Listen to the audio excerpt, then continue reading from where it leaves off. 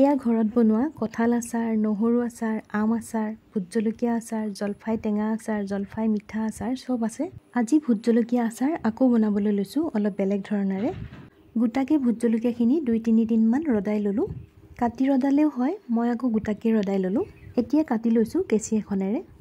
বৰ ডাঙৰ ডাঙৰ টুকুৰা কৰা নাই, সৰু সৰুকৈ কাটি লৈছোঁ। সৰু সৰুকৈ কাটি লৈছোঁ এইটো কাৰণেই যাতে নষ্ট নহয়। জলকীয়াখিনি কাটি ল'লোঁ। এতিয়া ইয়াত মিলাইছোঁ মই ডাঙৰ চামুচেৰে 1 চামুচ নিমখ। নিমখ মিলাই থ'লে জলকীয়া আচাৰখিনি বহুত দিনলৈ ভাল হৈ থাকিব। ভিনেগাৰ নিদিলেও হয়, মই ভিনেগাৰ নিদিওঁ। জলকীয়াৰ পৰিমাণটো চাই নিমখ দিলেই হ'ল। নিমখ দি ভালকৈ মিলাই লৈ তাৰপিছতে দিছোঁ 1 কাপ কেঁচা মিঠাতেল আৰু চামুচেৰে ভালকৈ লৰাই মিলাই লৈছোঁ।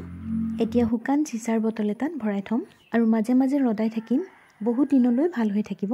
এনেকৈ থ'লে যিমানেই পুৰণা হয় গোন্ধটো যে ইমান ধুনীয়া হয় নহয়।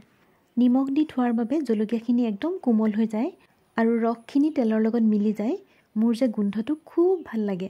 বটলটোত ভৰাই লৈ আকৌ অলপ মিঠাতেল দিছোঁ, অলপ ডুব যোৱাকৈ থ'ব লাগে। এতিয়া মাজে মাজে ৰদাই থাকিম আৰু খোৱাৰ সময়ত ভাতৰ লগত ইয়াৰ 1 টোপাল হ'লেই যথেষ্ট।